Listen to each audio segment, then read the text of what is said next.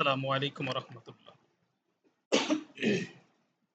প্রিয় কোরআনের সাথী ভাইয়া এবং আফুরা, আমরা আজকে ১৪তম ক্লাস করব। ১৪তম ক্লাসে আমরা যে বিষয়গুলো পড়ব, গত ক্লাসের কুইজের উত্তর বিশ্লেষণ এবং তার মূল্যায়ন নিয়ে কথা বলবো। আর রয়েছে বা আছে বা হয় এ ধরনের যে বাক্য অর্থ প্রদান করে সেগুলো নিয়ে কথা বলবো। ইন্না শব্দের এবং ইন্না এর সমগোত্রীয় যে সকল শব্দ আছে সেগুলোর ব্যবহার নিয়ে আমরা কথা বলবো। লা শব্দের ব্যবহার নিয়ে কথা বলবো, অর্থাৎ লা নাফি জিন্স বলতে আমরা যেটা বুঝি। কানা শব্দের ব্যবহার নিয়ে কথা বলবো এবং ৬১ থেকে ৬৫ নং ক্রিয়াপদ মনে রাখার উপায় নিয়ে আমরা কথা বলবো এবং ১৭৬ থেকে ১৯০ নং শব্দ মনে রাখার উপায় নিয়ে আমরা কথা বলবো। রয়েছে বা আছে বা হয় শব্দের ব্যবহার।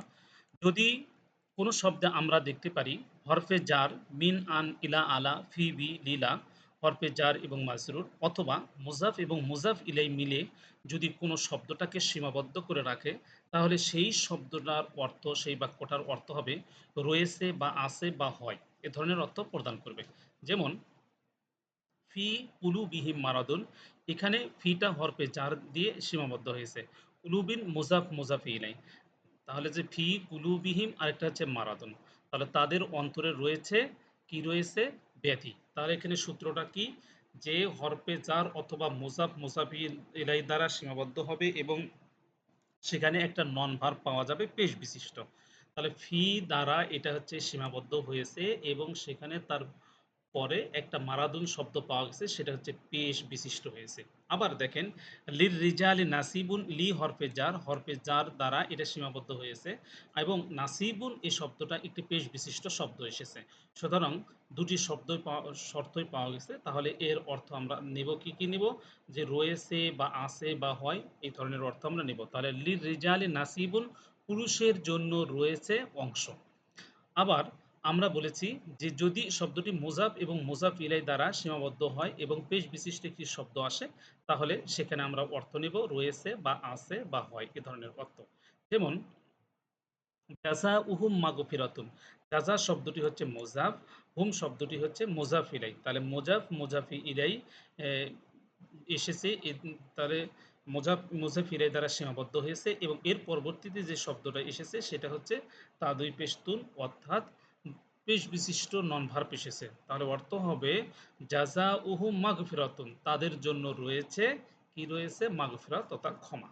আচ্ছা, এরপরে আমরা যে দেখব জবর প্রদানকারী ইন্না এবং তার সমগোত্রীয় শব্দ। জবর প্রদানকারী ইন্না এর সমগোত্রীয় শব্দ টোটাল হচ্ছে ৬টি। কি কি? ইন্না, আন্না, কান্না, লাইতা, লাকিন্না, লাল্লা।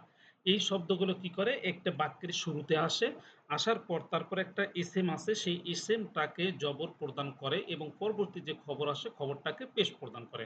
যেমন ইন্নাল্লাহা আলা কুল্লি শাইইন কদির, ইন্নাটা আর হুরুফুল মুসাব্বাহাতু বিল ফেল, আল্লাহটা হচ্ছে ইসমে ইন্না। আর আলা কুল্লি শাইন কদির, এখান থেকে এটা পুরোটা মিলেই হচ্ছে খবরে ইন্না। তাহলে প্রথম অংশটাকে আমরা বলবো ইসমে ইন্না, পরের অংশটাকে আমরা বলবো খবরে ইন্না। এভাবে আন্না দ্বারা যেটা গঠিত হবে। এখন ইন্না আর আন্না এই দুটাই একই অর্থ বহন করে। ইন্না শব্দের অর্থ নিশ্চয়, আন্না শব্দের অর্থ নিশ্চয়। তাহলে কি ব্যবহারটা কি, ব্যবহার বিধিটা হলো বাক্যের শুরুতে ইন্না আসে আর বাক্যের মাঝে যখন আসে নিশ্চয় অর্থ প্রদান করতে, তখন আন্না শব্দটা ব্যবহার হয়। যেমন আওয়ালা ইয়ালামুনা আন্নাল্লাহা ইয়ালামু মা ইউসিররুনা ওয়া মা ইউলিনুন, এই বাক্যটাতে লক্ষ্য করুন, এখান থেকে একটা বাক্য, এর পরের অংশটা আরেকটা বাক্য। এই যে দুটি যে বাক্য, তার মানে পুরো বাক্যটার মাঝখানে একটা আন্না এসেছে। এটা মূলত ইন্না ছিল, বাক্যের মাঝে ব্যবহার কারণে এটা তখন আন্না হয়ে গেছে। আচ্ছা, কান্না, কান্না শব্দের অর্থ নিশ্চয়, যেন, এটা তুলনাকরণ ও সন্দেহ প্রকাশ করতে ব্যবহার হয়। লাইতা, লাইতা শব্দের অর্থ হাই, এটা হচ্ছে অবাস্তব বা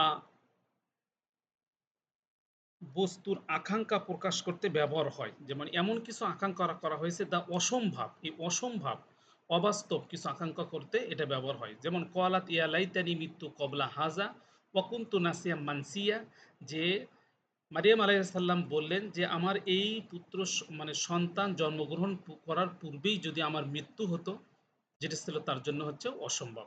আচ্ছা, লাকিন্না শব্দটা কিন্তু অর্থ ব্যবহার হয় পূর্ববর্তী বাক্যের সন্দেহ দূর করতে, এটি ব্যবহার হয়। যেমন অমা কাফারা সুলাইমানু, সুলাইমান আলাইহিস সালাম কাফির ছিল না। তাহলে কাফির ছিল কে? ছিল হচ্ছে ওয়ালাকিন্না শায়াতিনা কাফারা, বরং হচ্ছে শয়তান ছিল কাফের। তাহলে এই যে পরের অংশটা, এই অংশটার হচ্ছে অর্থ, সন্দেহটা দূর করেছে। লাআল্লাহ শব্দের অর্থ হচ্ছে সম্ভবত। সম্ভাবনা ও আশা প্রকাশ করতে ব্যবহার হয় যা বাস্তব এবং অর্জন করা সম্ভব। সেক্ষেত্রে লাআল্লাহ ব্যবহার হয়। এখানে দুটি শব্দ, একটা হচ্ছে লাইতা, এটা হচ্ছে অবাস্তবের ক্ষেত্রে ব্যবহার হয়, আর লাআল্লাহটা হচ্ছে বাস্তবের ক্ষেত্রে ব্যবহার হয়। এখানে আমরা একটা শব্দ, একটা বাক্য একটু তারকিব করে দেখাই। যেমন ইন্না, ইন্না হচ্ছে আর হুরুফুল মুসাব্বাহাতু বিল ফিল। আল্লাহটা হচ্ছে ইসমে ইন্না। আজিজুন হচ্ছে মাউসুফ আর হাকিম হচ্ছে সিফত। মাউসুফ সিফত মিলে হচ্ছে খবর। তাহলে ইসমে ইন্না পুরোটা মিলে হচ্ছে জুমলাতুল ইসমিয়া হয়ে গেল। আচ্ছা, ইন্না এর সমগোত্রীয় শব্দ, ইন্না এর সমগোত্রীয় শব্দ যেগুলো আছে তার সেগুলোকে আমরা তিন ভাগে ব্যবহার করতে পারি। একটা হচ্ছে মুফরাদ, একটা শিবহুল জুমলা, আর একটা হচ্ছে জুমলা। মুফরাদ কি? যে যেখানে ইন্না শব্দটা আসবে বা ইন্নার সমগোত্রীয় শব্দটা আসবে, এরপর ইসমে ইন্নাটা এইটা হচ্ছে মুফরাদ তথা একক বচন হতে পারে এবং হচ্ছে খবরটাও এক বচন হতে পারে। যেমন ইন্না জাইদান কয়মুন, দুটাই হচ্ছে এক বচন হয়েছে, একক শব্দ হয়েছে, তাহলে নিশ্চয় জায়েদ দণ্ডায়মান। আবার ইন্নাল্লাহা, এটা হচ্ছে ইসমে ইন্না, এরপরে মা সবিরিন, এটা হচ্ছে শিবির জুমলা হতে পারে, অর্থাৎ বাক্যাংশ হতে পারে। বাক্যাংশগুলো কি কি হতে পারে? মাউসুফ সিফত হতে পারে, জার মাসরুর হতে পারে, মুজাফ মুজাফ ইলাই হতে পারে। তাহলে এখানে যেটা হয়েছে মা সাবিরিন, এটা হলো মুজাফ মুজাফি ইলাই, এটাকে আমরা বলবো শিবুজ জুমলা বা বাক্যাংশ। নিশ্চয় আল্লাহ ধৈর্যশীলদের সঙ্গে রয়েছেন। এরপর ইন্নাল্লাহ ইউহিব্বুল মুহসিনিন, এখানে আমরা বলবো জুমলা, যে ইন্নাল্লাহ অর্থাৎ ইসমে ইন্নার পর পুরো একটা জুমলা ব্যবহার হয়েছে। ইহিব্বুর মধ্যে কি রয়েছে? ফেল ফাইল রয়েছে। মুহসিনিনটা হচ্ছে কি? মাফুল। তাহলে ফেল ফাইল মাফুল মিয়া পুরোটা একটু জুমলাতুল ফেলিয়া। তাহলে ইন্নাল্লাহর পর এই জুমলাতুল ফেলিয়াটাকে আমরা খবর ধরবো। তাহলে ইন্নাল্লাহা আর জুমলাতুল ফেলিয়া, এটা এই খবরটা, খবরটাকে বলবো আমরা হচ্ছে খবরি ইন্না, আর ইসমি ইন্না মিলে জুমলাতুল ইসমিয়া। এখন এই বিষয়গুলো আমরা এখানে একাধিক প্র্যাকটিস দেখেছি, আপনারা এগুলো দেখে নেবেন। এরপর আসছে লা, লা ব্যবহারে লায়ে নাফিজ, অর্থাৎ লায়ে নাফিজ জিন্স বলা থাকে। লা আসলে ঠিক লাটা হচ্ছে এই লাটা ইসমে ইন্না, অর্থাৎ ইন্না যে ইরাব গ্রহণ করে সেরকমই ইরাব গ্রহণ করে। এখানে আমরা বলে দিছি কোনো কিছু না বোধককে ব্যাপকভাবে বা সমষ্টিগতভাবে বোঝাতে লা ব্যবহৃত হয়। এটা ওই জাতীয় সমস্ত কিছুকে অস্বীকার করে। এরপর ইসেম সর্বদা মানসুব হয়, অর্থাৎ জবর বিশিষ্ট হয়, আর আল বা তানমিন মুক্ত হয়। যেমন লা ইলাহা ইল্লাল্লাহ, এখানে শব্দটা হচ্ছে ইলাহুন ছিল, এই লা আসার কারণে এটা হচ্ছে জবর দিয়েছে, তা লা ইলাহা ইল্লাল্লাহ হয়েছে।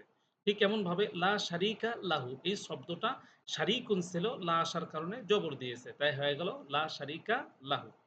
এরপরে কানা শব্দের ব্যবহার। কানা শব্দটা আমরা দুভাবে এটা ব্যবহার করতে পারি, একটা হচ্ছে ভার্বের সাথে আর একটা হচ্ছে নন ভার্বের সাথে। ভার্বের সাথে যখন কানা শব্দটা আসবে তখন হবে অর্থ হবে তেসিল করতো এরকম, যেমন কানা এফ আলু। হুম, এইটা দিয়ে আমরা অর্থটা নেই, তাহলে আমরা ভালো বুঝবো। আল্লাযিনা আমানু ওয়াকানু ইয়াত্তাকুন, যারা ঈমান এনেছিল, ওয়াকানু ইয়াত্তাকুন, এবং যারা সৎ কর্ম করতেছিল, অর্থাৎ তাকওয়াবান যারা হয়েছিল, এরকম অর্থ দেবে। আবার নন ভার্বের সাথে যখন যুক্ত হবে, তখন নন ভার্বের সাথে যুক্ত হওয়ার সময় এই এইটা অর্থ প্রদান করবে, কিরকম অর্থ প্রদান করবে? যে একটা পূর্ণ সেন্টেন্স যেরকম অর্থ প্রদান করে সেরকম অর্থ প্রদান করবে, অর্থাৎ বর্ণনামূলক বাক্য যে অর্থ প্রদান করে সেই অর্থ প্রদান করবে। যেমন কান আল্লাহু ওয়াসিয়ান হাকিমা, আল্লাহ কি? প্রজ্ঞাময়, ওয়াসিয়ান হাকিমা এবং প্রাচুর্যময়। কান আল্লাহু ওয়াসিয়ান হাকিমা, আল্লাহ প্রাচুর্যময় এবং প্রাজ্ঞময়, এটা হচ্ছে বর্ণনামূলক বাক্যের মতোই অর্থ প্রদান করলো। আবার কান আন্নাসু উম্মাতা ওয়াহিদা, এই যে কানা আসার পর একটা হচ্ছে যেটা আসছে, আমরা এটাকে বলবো ইসমে কানা, উম্মাতা ওয়াহিদা। এই উম্মাতা ওয়াহিদা এটাকে আমরা তখন কি বলবো? যে খবরে কানা। তাহলে ইসমে কানা এবং খবরে কানা দুটো মিলে একটা হচ্ছে বাক্য গঠিত হয়ে গেছে।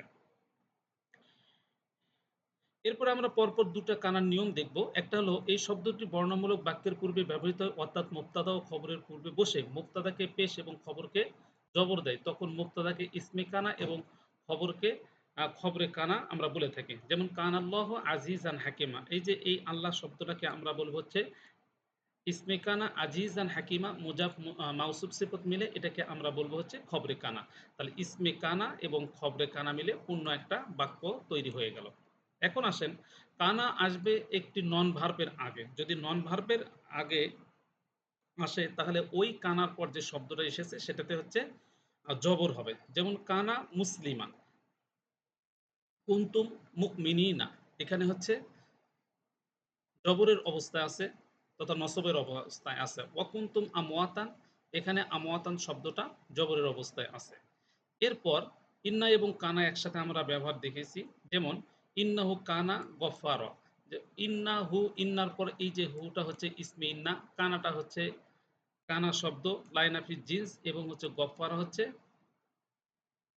এই যে এইটার হচ্ছে ইসিম। তাহলে ইন্নাহু কানা গফফারা, এইটা বোঝানো হয়েছে। ইন্নাল্লাহা কানা গফুরুর রহিমা, দুটা একই বাক্যে একত্রে ব্যবহার হতে পারে। এরপর আসেন, কানা শব্দটি দুই ভাবে আমরা ব্যবহার করতে পারি। একটা হচ্ছে যে ভার্বের সাথে, আর একটা হচ্ছে নন ভার্বের সাথে। ভার্বের সাথে যেটা আমরা ব্যবহার করব সেটা হচ্ছে অতীতকালীন ক্রিয়ার সাথে হতে পারে অথবা অনতীতকালীন ক্রিয়ার সাথে হতে পারে। যখন অতীতকালীন ক্রিয়ার সাথে এই কানা শব্দটা আসবে তখন করে ছিল এই অর্থটা প্রদান করবে। যেমন ছিল অর্থে যে কানা ফালা, কানা ফালা, যে সে করেছিল, কানা জাহাবা, সে গিয়েছিল।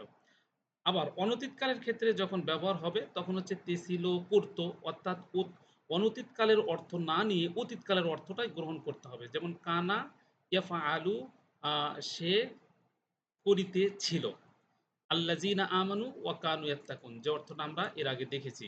এরপরে হচ্ছে নন ভার্বের সাথে যখন যুক্ত হবে তখনও বর্ণনামূলক অর্থ প্রদান করবে। যেমন কানা আসবে দুটি নন ভার্বের আগে। কানা শব্দটা দুটি নন ভার্বের আগে আসতে পারে। ইন্নাল্লাহা কানা সামিয়াম বাসীরা, এই যে সামিয়াম বাসীরা, এই দুটো হচ্ছে দুটি নন ভার্ব। তাহলে ইন্নাল্লাহা, নিশ্চয় আল্লাহ, কানা ছিলেন, কি ছিলেন, সামিয়াম বাসীরা, সর্বশ্রোতা এবং সর্বদ্রষ্টা। এরপর আসেন, কানা আসবে একটি নন ভার্বের আগে। তাহলে কি হবে, ইন্নাহু কানা গফফারা, নিশ্চয় আল্লাহ ক্ষমাকারী। তাহলে এই ধরনের অর্থ দেবে।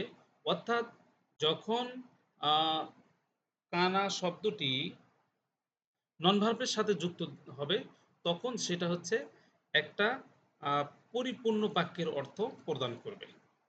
এটাই হচ্ছে আজকের ক্লাসের আমাদের বিষয়। আপনারা যখন ক্লাসটা ক্লাসে আসার পূর্বে কমপক্ষে ৩ থেকে ৪ বার এই ক্লাসটি দেখে ক্লাসে আসবেন। আসসালামু আলাইকুম ওয়া রাহমাতুল্লাহ।